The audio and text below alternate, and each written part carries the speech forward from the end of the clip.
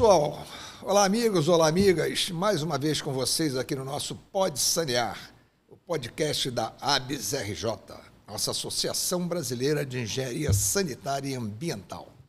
Hoje, aqui, com a presença ilustre da doutora Rejane Ferreira dos Santos, que nada mais, nada menos, é quem hoje está à frente do Comitê de Bacias da região metropolitana Baía de Guanabara. E mais as lagoas, né? Temos ainda 4 lagoas. Aí sai da região metropolitana? Não, está dentro da região metropolitana. Está dentro da região metropolitana. Região metropolitana fui eu que encaixei, que não está no título, não, né? Mas aí você tem Jacarepaguá, Maricá, Itaipu-Piratininga e Lagoa Rodrigo de Freitas. Não é mole, não. É isso aí. Doutora Rejane está aqui com a gente. A gente tem toda uma formação ligada ao setor, né?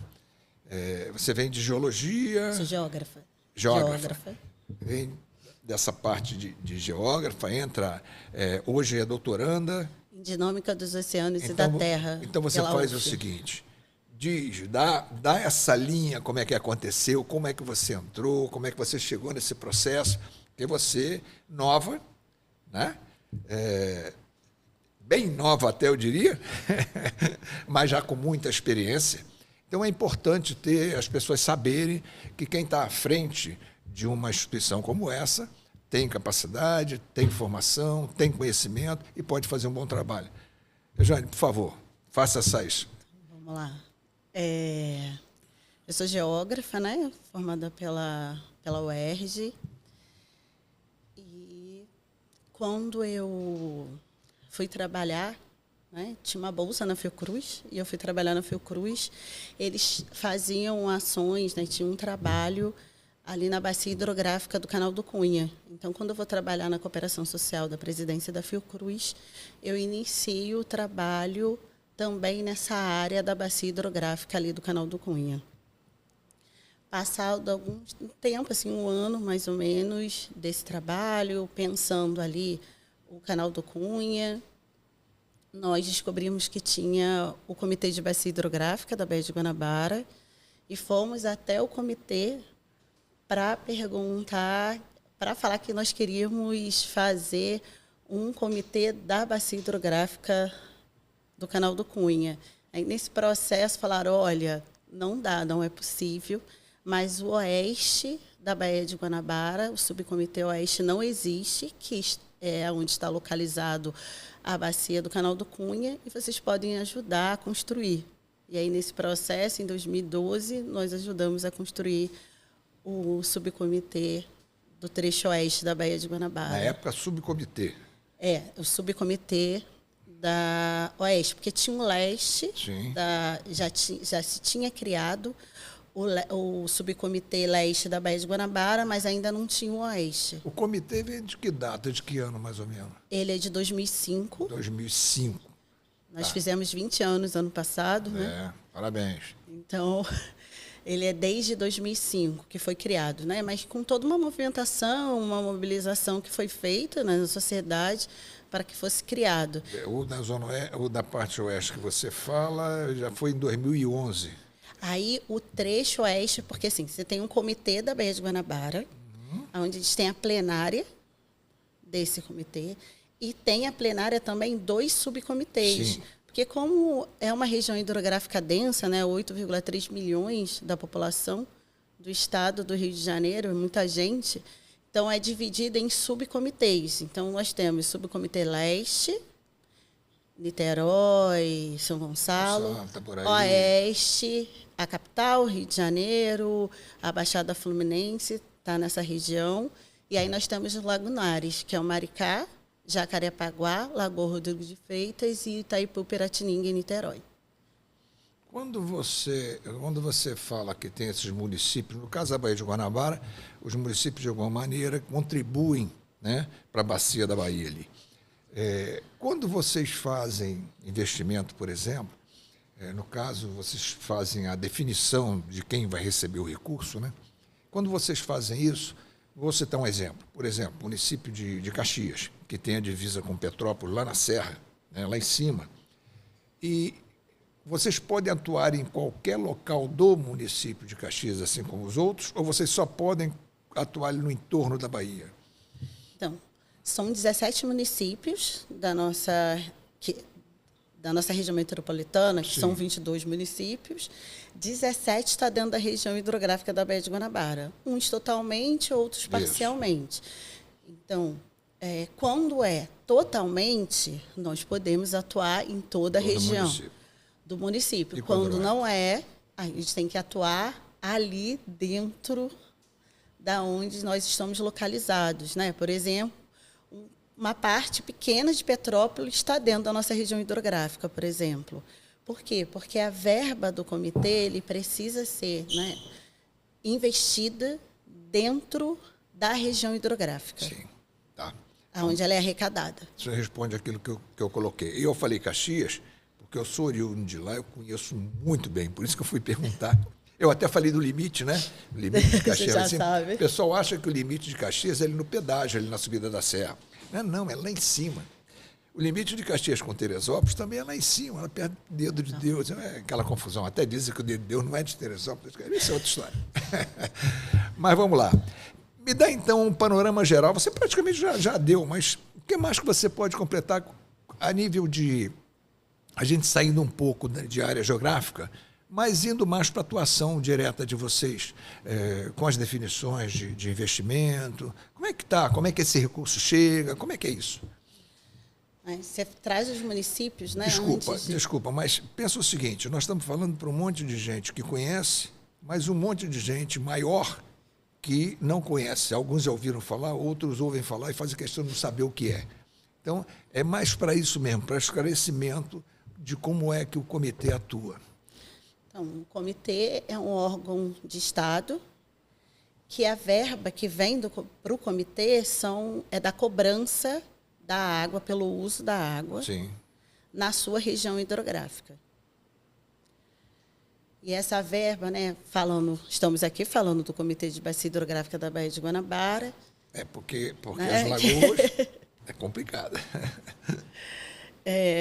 E aí, pensando dentro desse território, essa verba que nós temos, né, é em torno hoje de 16 a 17 milhões anual. Essa verba vem. E aí, dentro do comitê, nós temos as representações. Quais são as representações? Então, a gente tem o poder público, eu, inclusive, represento a sociedade civil. Então, nós temos poder público, eu represento a sociedade civil. Então, nós temos a sociedade civil e também os usuários. Quem é o poder público? Municipal, estadual e federal. E tem vaga, é importante dizer, né? Todos os 17 municípios têm vaga dentro do comitê. Não tem sentido não ter, né? Porque nós temos que dialogar com esses municípios para fazer as ações. E a sociedade civil organizada. A sociedade civil organizada, ela tem que ter no seu regimento que ela atua com a área de água, né? Meio ambiente, água, para poder atuar. Os usuários quem são os pagadores, sim, mas nem todos os usuários. Os pescadores, por exemplo, eles são usuários, mas eles não pagam porque eles não utilizam a água dessa forma. Então, vamos lá. A SEDAI é uma usuária, então ela tem que pagar. Coca-Cola é uma usuária, ela vai pagar. Hoje, as empresas, né, pós-concessão, que estão da nossa região hidrográfica, elas também têm que pagar pelo uso da água. Quando você diz Coca-Cola, vou me prender nesse exemplo. A Coca-Cola, por uma determinada situação, está numa área geográfica e é atendida por uma concessionária, né? Ela tem pagamento separado se ela capta alguma coisa fora disso ou simplesmente ela paga também pelo que a concessionária entrega a ela? Então, a Coca-Cola, na sua maioria, ela vai pagar porque ela usa água bruta para produzir, né, os seus, sim, produtos. O que ela paga, também. Então, ela capta. Então, quem capta, tem que pagar. Tá certo. Não só ela, né? Tem outros aí. Outros que também utilizam. No caso, o que ela paga, vamos dizer, da água que ela vai usar, que ela usa de alguma empresa, né? Vamos botar aí Águas do Rio, aí ela vai pagar ali a conta, que aí é diferente. Sim. Isso não, você vai vir no comitê de uma outra forma, através da Águas do Rio.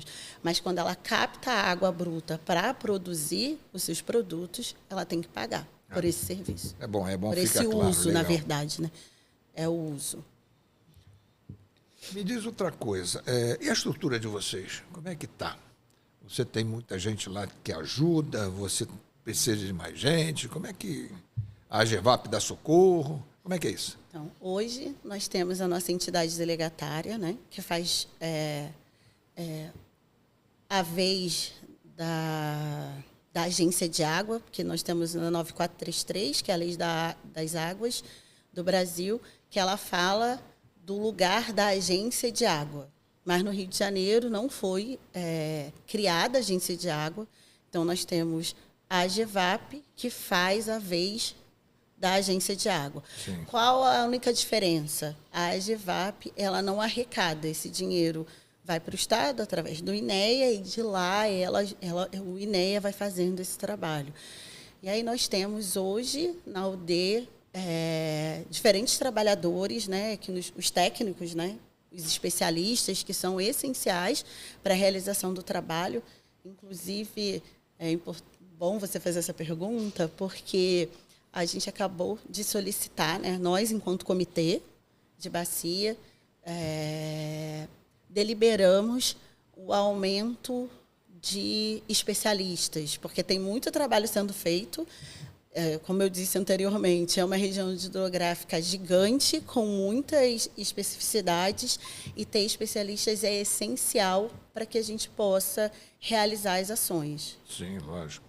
E você tem especialista contratado diretamente, são vocês ou a AGEVAP que contrata?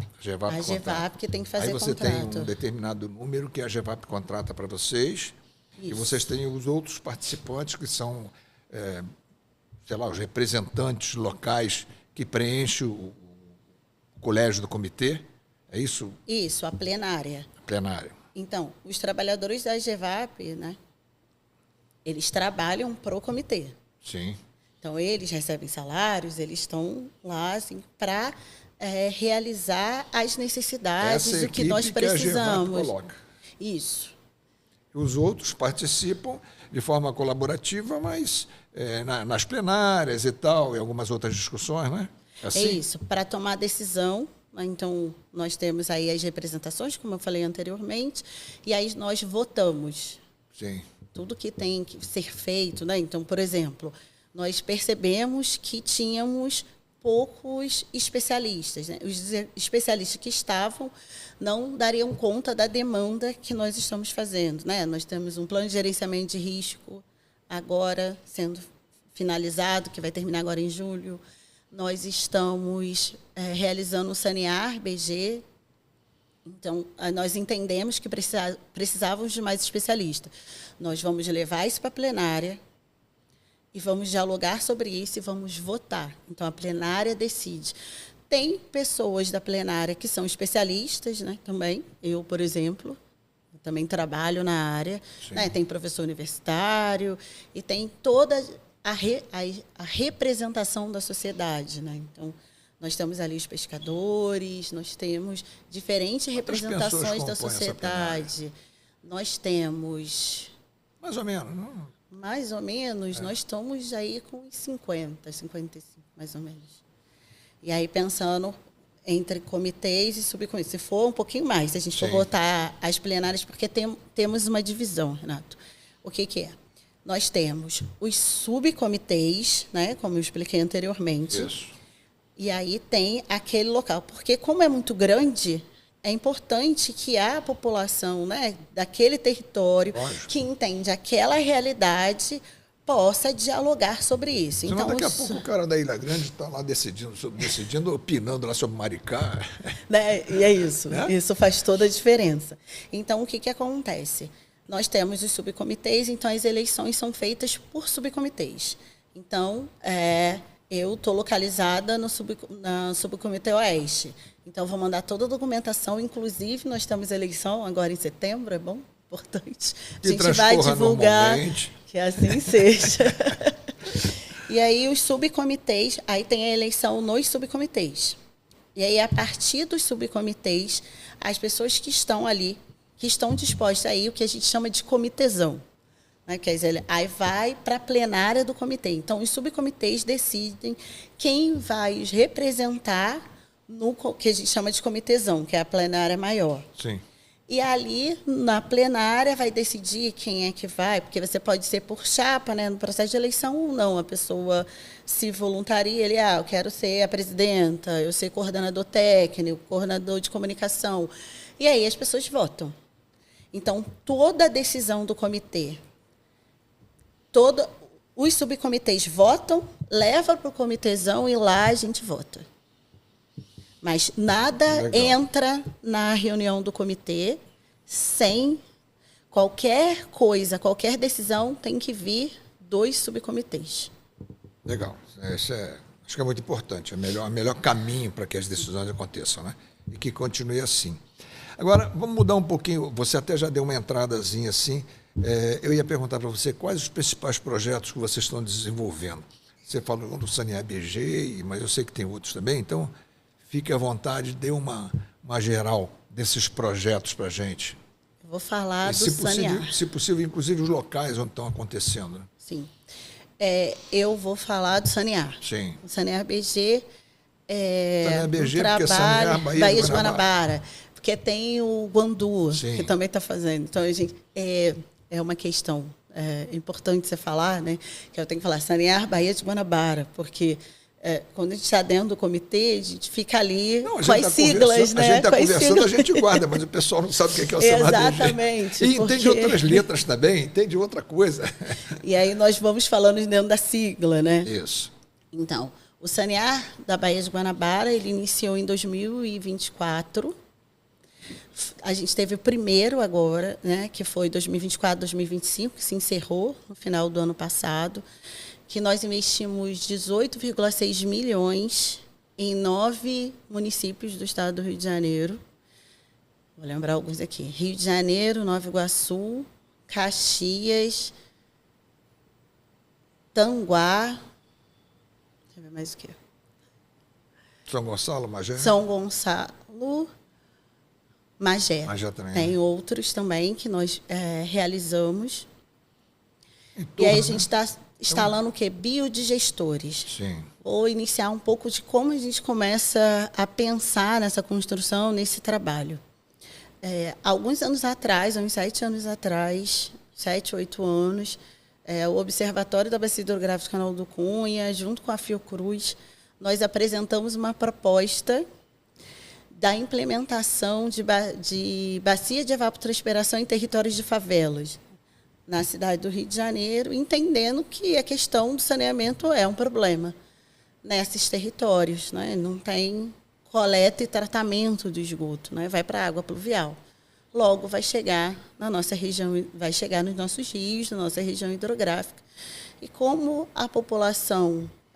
isso é uma responsabilidade do município, do Estado, né, se tratando do Rio de Janeiro, nós fizemos essa apresentação. Ele foi aprovado, mas aí, ao longo desses anos, não foi possível. E aí, quando foi possível, que a gente conseguiu se articular, tinha verba, tinha todo ali o trabalho, que foi em 2021, o que aconteceu foi o fato de que houve a concessão do serviço de saneamento, né, a água e esgoto. Sim. E nessa concessão, as áreas urbanas as concessionárias ficaram responsáveis por isso nas áreas urbanas. Então, o que nós tínhamos pensado ali naquele primeiro momento, que era nas áreas faveladas e periféricas, fazer tanto individuais quanto coletivos, dependendo da condição ali, da viabilidade técnica no território. Entendemos que não era possível, até porque não pode mesmo, nós não podemos investir nas áreas que são de responsabilidade das concessionárias. E, nesse processo da concessão, foi só a área urbana. A área rural, ela não entrou nessa concessão. Nós entendemos isso. E aí pensamos, então, como vamos fazer? Vamos fazer nas áreas rurais e periurbanas. Nas áreas periurbanas nós também podemos fazer. E aí teve uma modificação desse processo. Aí fomos dialogar com as prefeituras. É impossível fazer esse trabalho sem um diálogo com as prefeituras, até porque é importante falar que o comitê ele tem uma verba para fazer a instalação, fazer todo o trabalho. Mas a manutenção, da continuidade, a gente não consegue. E como é de responsabilidade do município, a gente sempre dialoga, a gente constrói. Nós fazemos toda a parte de educação ambiental, de diálogo com a população, quais são as possibilidades, e entregamos para essas famílias. Aí as famílias assinam um contrato dizendo que aceitam. Todas as ações, todas as tecnologias que estão sendo implementadas, elas são individuais, né? Então é por família, né? É por casa. E aí, no final, nós entregamos ele para a prefeitura. Então, tem uma cerimônia de entrega para essa população. Nós até iniciamos, né? Eu fiz um diálogo. Eu falei, olha, eles tinham um papel, né, que mostrava o funcionamento. E aí eu falei, olha, eu acho que a gente nós precisamos fazer uma cartilha com robustez, que mostre como é que funciona. Por quê? Porque tem algumas coisas que o próprio morador precisa fazer, né? Pode fazer. Então, até, por exemplo, tirar a lama que fica, né, o lodo, né, que fica ali. E aí eu falei, vamos então nós estamos hoje construindo uma cartilha para entregar para essas famílias. Nós vamos entregar para as novas, porque a gente iniciou o Sanear BG2, mas a gente vai entregar também para as famílias que já receberam, né? E 2024, 2025 foram 1.969 tecnologias implementadas. Legal. Isso quer dizer 1969? 1969 equipamentos instalados. Isso. Né? Legal, isso é legal. Você fez uma colocação, e aí já me levou aqui a cabeça a fazer assim. Então, vocês hoje só têm instalações individuais, não tem coletivas? Não temos. Tá. Nessas individuais, passando aí por esse processo em que o morador é o primeiro interessado a que funcione bem o sistema dele, né? Tem que haver, e daí a cartilha, tem que haver um processo, né, de instrução, um processo de informação para que eles possam, né, fazer esse trabalho. Já estou pensando aqui uma outra coisa, pensando que, de repente, talvez valesse a pena vocês procurarem parceiros que pudessem fazer esse trabalho, porque senão vocês ficam cada vez sobrecarregados mais, né? Agora estão criando cartilha. Nós temos, né, na comunicação, nós temos 3 educadores ambientais, né? Nós estávamos sem uma empresa de comunicação. Sim.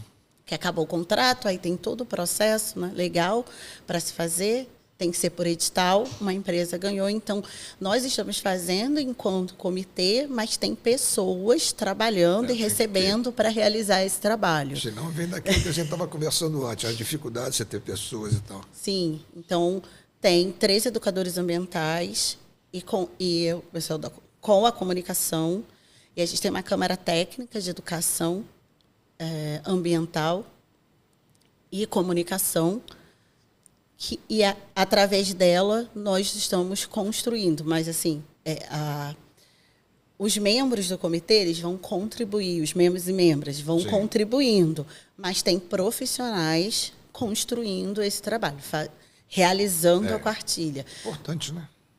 É essencial, porque imagina a gente já ter que também fazer uma cartilha, e não seria possível. Porque se a gente for esperar que os municípios façam esse trabalho, né, de manter aquele sistema que está lá, pode ter até alguns municípios que façam, mas com certeza vai ser minoria, porque o município não está pensando nisso, está pensando em outra coisa, e aquilo está instalado dentro da casa do sujeito normalmente, né? Sim. Normalmente se instala dentro da área dele, ou então vai se instalar numa área pública, não sei, mas normalmente na área do morador. Própria, né, na área particular dele. O interesse maior de fazer essa manutenção é dele.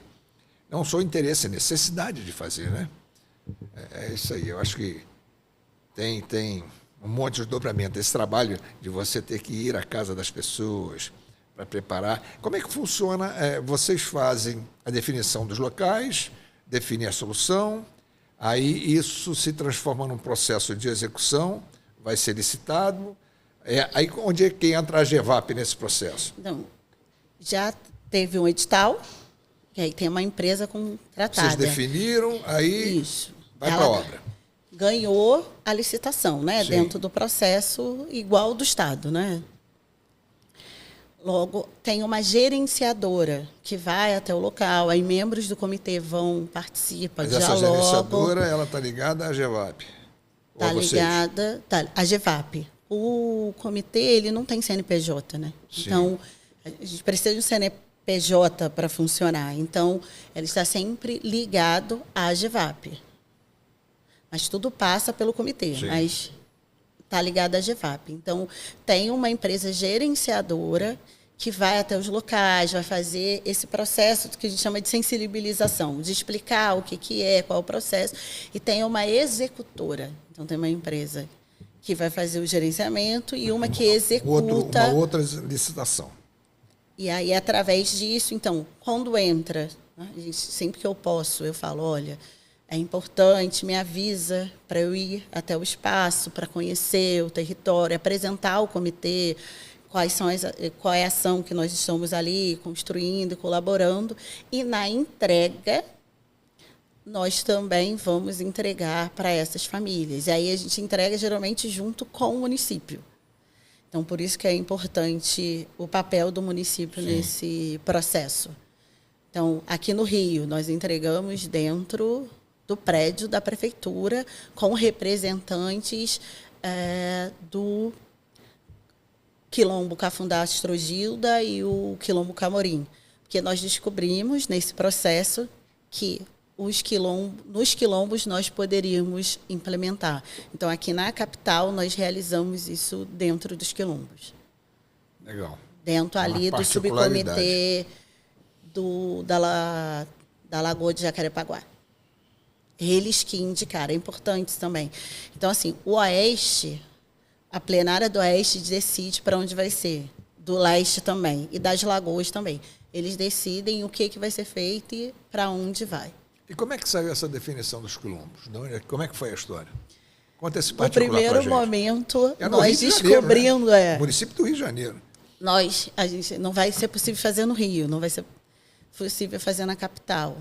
E aí a gente tem que ter uma forma. Será que não tem uma forma? E aí a gente dialogando, né, com a GEVAP, com os membros do comitê, se descobriu que áreas quilombolas não são consideradas áreas urbanas. Então, por isso, nós conseguimos fazer ali, e aí o subcomitê direcionou a verba que estava ali para aquela região, para esses 2 quilombos. E me diz uma coisa, vocês já entregaram? Já. Né? Já está É operando? a primeira leva. Está funcionando? Vocês têm algum instrumento de medição, de saber como é que está o grau de sucesso disso? Tem alguma forma disso acontecer ou acontece? Não sei. A gente faz uma previsão, né?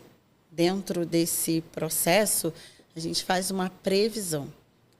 Mas depois que a gente entrega literalmente para o município, porque a gente não teria verba. A gente já fez essa conversa, né? De a gente voltar aqui um tempo e ver como é que está o funcionamento. E aí a gente fazia um estudo sobre isso. Mas, nesse primeiro momento, nós construímos, mas a gente dialoga. Por exemplo, teve o ECOB. E aí alguns membros dos quilombos foram. O ECOB foi esse encontro agora? É o encontro estadual, 12º, que é o encontro estadual de comitês de bacias. E foi lá em cima. Aqui do estado do Rio de Janeiro, que foi em Miguel Pereira. Isso. E aí eu fui conversar. E foi semana passada? Estávamos lá semana passada. Quer dizer, foi de segunda a quinta. Foi do dia 16 ao dia 15, 16, 17, 18. Março. Não, Março desse ano. Não, abril. abril, Foi semana passada. Semana passada. Eu falei foi semana passada. Troquei a bola. Abril. Foi de segunda a quinta da semana passada. E aí eu conversei com algumas pessoas, né? Ela falou, olha, a gente conversa. E ela disse, está funcionando maravilhosamente bem. Então, as pessoas têm um retorno, né? Tem um diálogo.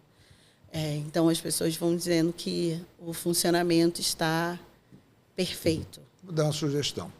Por que vocês não fazem, de repente, uma parceria com a SEDAI? A SEDAI tem laboratórios, tem... De repente, a SEDAI pode fazer esse trabalho. De análise, né? Eu estou falando isso como sugestão. Lógico, a SEDAI agora está mudando também, então tem uma série de modificações, mas eu acho que é um trabalho que se incorpora ao objetivo maior da SEDAI, né? Porque você entrar na iniciativa privada e pedir para a concessionária fazer, ela pode até fazer, né? Mas é o tal negócio. A concessionária sempre tem um outro foco. Não é o caso da SEDAI, que fica mais ligada ao serviço público direto, como prestadora de serviços de saneamento. Então, de repente, talvez valesse a pena, periodicamente, se a SEDAI pudesse fazer uma análise de determinados lugares, fornecer o resultado para vocês terem alguns parâmetros mais. Sugestão só, isso aí Que é perfeito, né? Porque nós temos...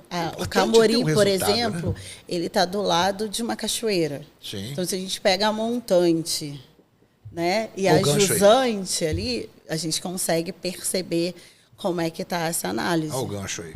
Pensar como é que a gente também vai tirando essa contabilidade que a gente faz, né? Da gente perceber como é que está ali o processo, vai ser essencial. Bom, é só sugestão. Inclusive, porque agora em 2026, nós iniciamos o Sanear BG, o Sanear Baía de Guanabara 2. Sim. Que o investimento são 27 meses, vai até 2028. E o investimento agora é de 33,6 milhões, né? Então, já está vendo aí quase o dobro, né? Legal. Nesse valor. E aí eles têm uma ideia, né, de mensuração de que a gente está tirando 1,8 milhões de litros de esgoto dos nossos mananciais, né? Então, isso é essencial. Dentro, no nosso caso, na maior parte, na área rural, né? Porque é onde nós podemos atuar.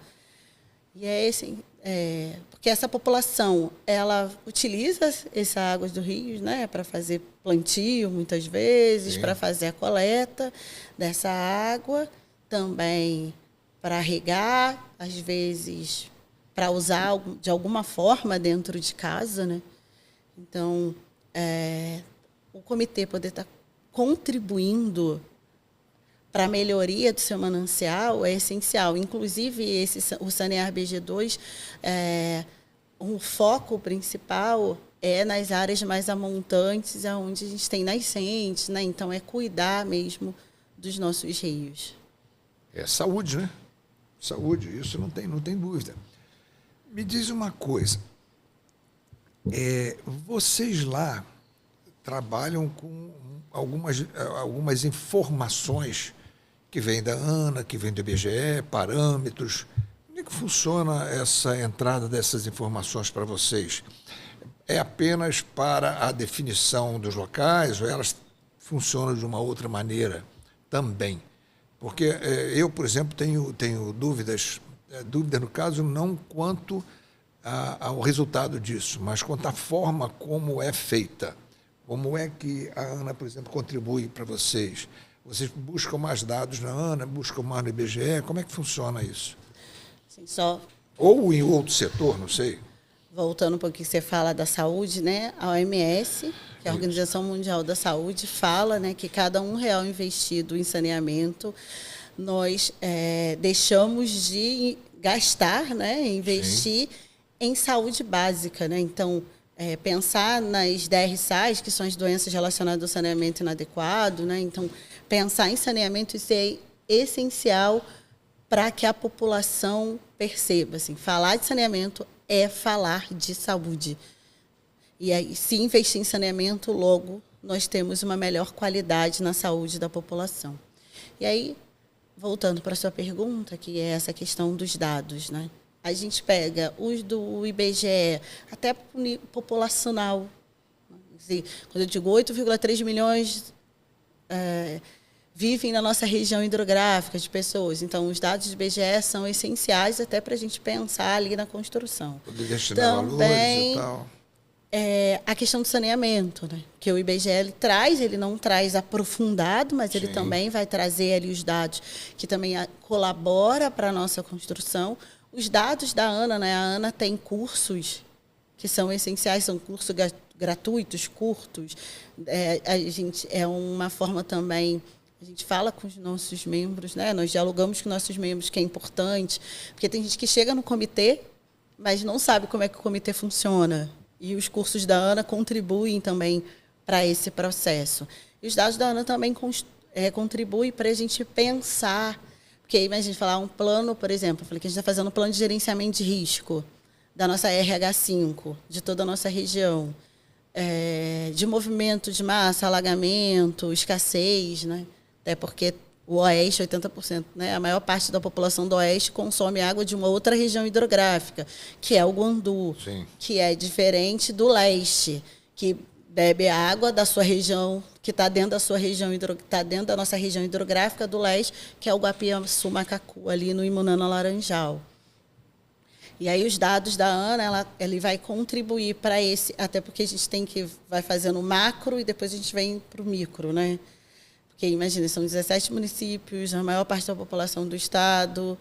Então, nós vamos pegando esses dados para compilar e pensar quais são as construções e as viabilidades de ações que o comitê pode fazer, né? Que é uma parte importante falar do comitê nesse sentido, que é isso, o comitê, hoje, se pensar, o comitê é o único órgão de Estado que destina verba para onde ele acredita, né? Dentro, mas assim, não é acreditei, não, é através de estudos, de pesquisa, para realizar ações para melhorar a condição dos seus rios, né? Da sua região hidrográfica. Acho que não tem nada no Estado que a decisão da verba vá direto. O comitê consegue. E aí essa representação, o que eu sou? Eu sou uma representação da sociedade. Né? Eu não sou, eu decido. Né? A sociedade, né, tem os 3 ali pilares que vêm, percebem, vamos fazer análise, vamos fazer os estudos para que possamos realizar as ações. Então, você fala, como é que pega? Vai pegando da do IBGE, vai pegar da ANA, vai pegar do INEA, né? A gente está só no estado do Rio de Janeiro, tem que pegar os dados do município. Nós contribuímos também na formação... Pesquisa grande, né? Pesquisa aberta. Na construção do plano de contingência, né?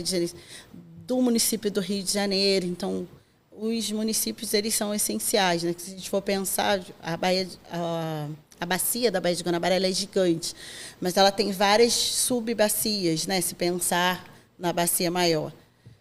Então, dentro dessas regiões, então, dialogar com os municípios é essencial, dialogar com os dados municipais vai contribuir muito. Porque, assim, como é que a gente decide qual município fazer? Através dos dados municipais. Então, a gente vai pegando esses dados para compilar. Inclusive, nós temos o site, né, do Comitê de Bacia, da Baía de Guanabara, nós temos o Instagram do comitê, nós temos o YouTube, e lá tem, inclusive, esses dados mais gerais apresentados, mostrando como está a nossa região hidrográfica. Legal, bom saber. Você viu, né? Já jogaram o negócio ali para cima. É sempre assim. Não deixa, quando o papo tá bom, aí eles vão cortam. Aí a gente não consegue. Aí, Jânio, foi muito legal. Esse papo avançaria mais, né? Porque a gente fica aqui querendo, até pelas coisas que eu passei ao longo da minha vida ligada ao saneamento. Então a gente fica passando uma porção de coisa, passa para lá, passa para cá. Às vezes a gente até pergunta alguma coisa que nem tem muita importância, mas é uma coisa que bateu aqui e ficou, né? Ficou martelando. Mas foi muito legal. Da minha parte, eu acho que a gente cada vez aprende mais quando conversa com vocês, porque os comitês, para muitas das pessoas que lidam com saneamento, e nós procuramos lidar também com os jovens, a ABS tem o JPS, que é os Jovens Profissionais do Saneamento. É um programa que nós temos aqui na ABS e que realmente é fantástico. Fantástico. com a participação dessa garotada, e a maioria da garotada não sabe o que é comitê, não ouviu, e eles, né, assistem às nosso podcast e ligam e perguntam.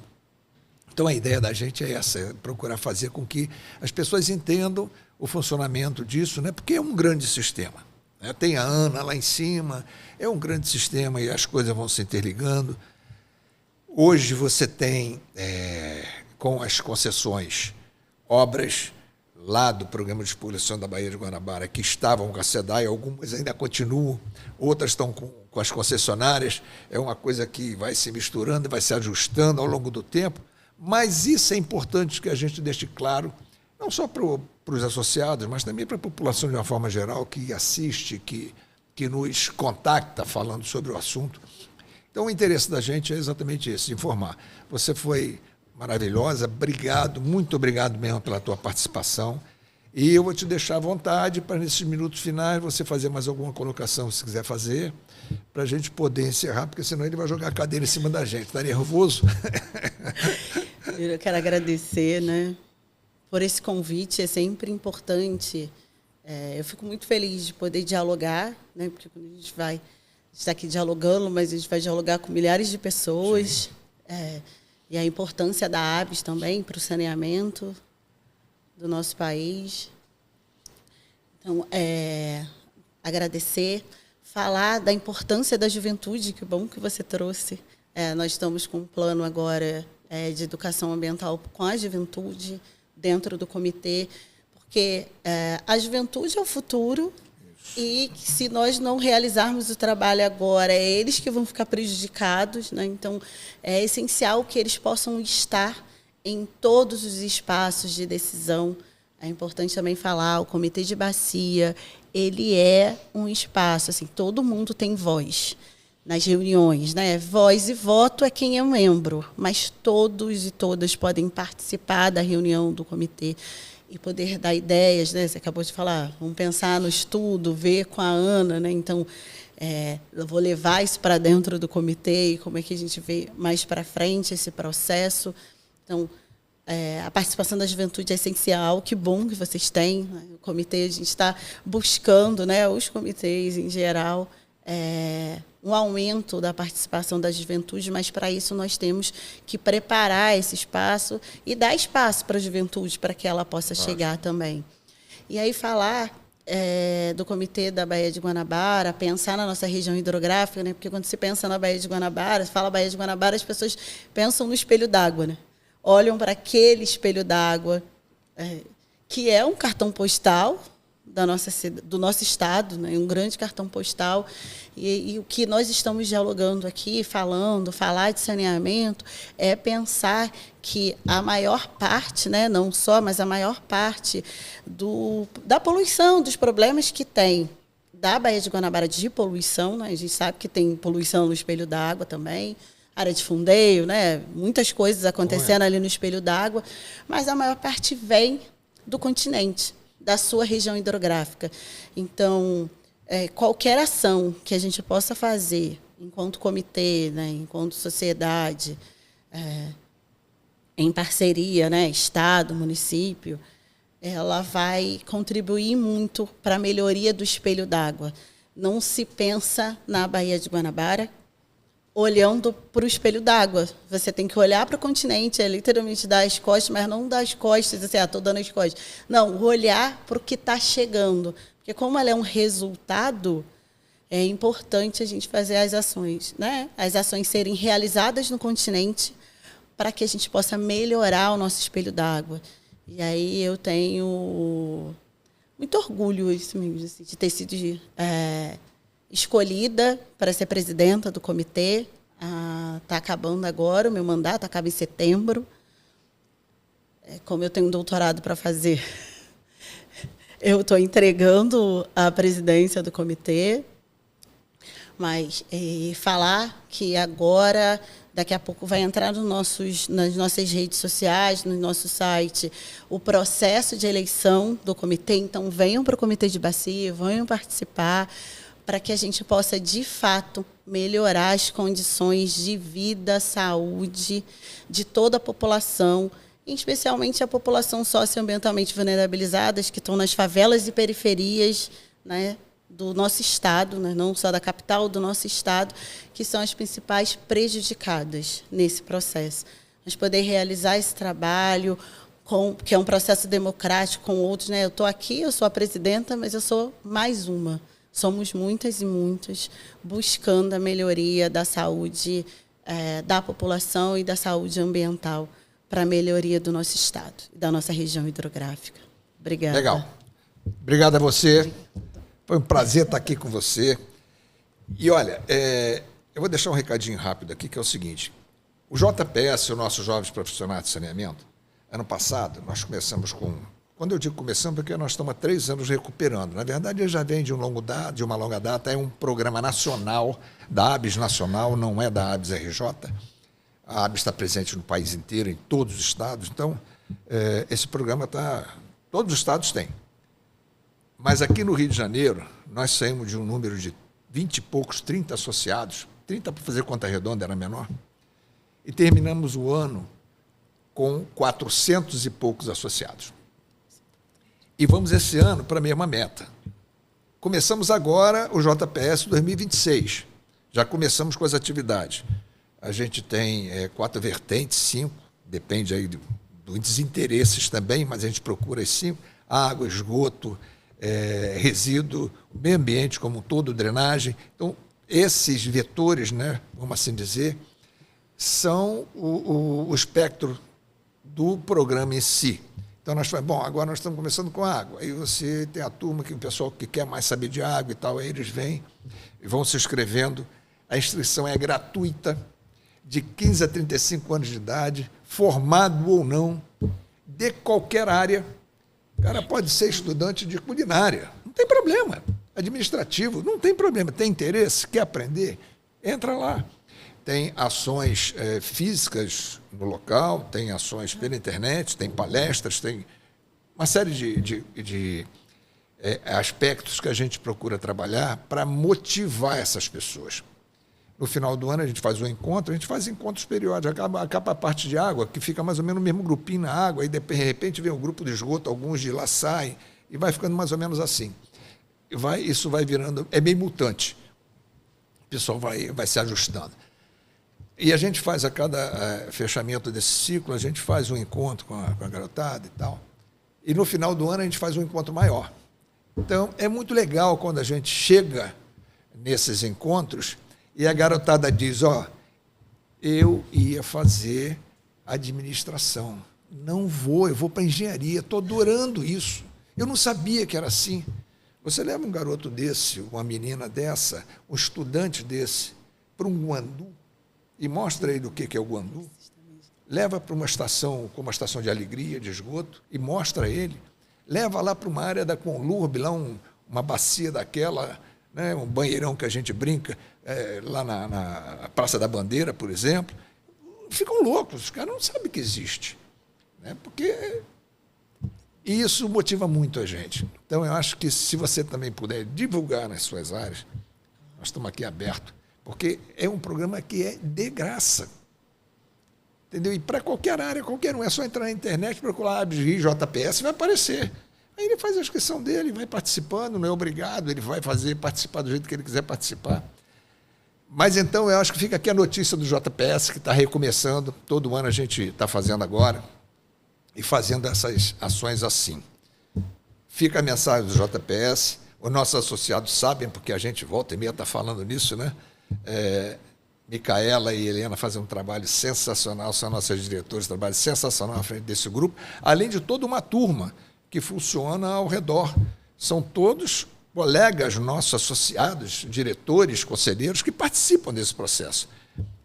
Eu não vou citar mais nomes, no nome da Micaela e da Helena, nos nomes, né, das pessoas, delas duas, eu me congratulo aí com todos os participantes, tanto lá da parte administrativa quanto da parte técnica. Então, gente, fica aí o recado, ajudem a gente aí com o JPS, ajudem a gente com o nosso podcast, façam as suas sugestões, reclamações, não gostou, fala, é sempre bom para a gente, Mesmo que a gente receba poucas sugestões, poucas reclamações, cada vez mais isso é importante para a gente melhorar. Então, eu agradeço muito a vocês e vamos para um próximo episódio, se Deus quiser. Grande abraço.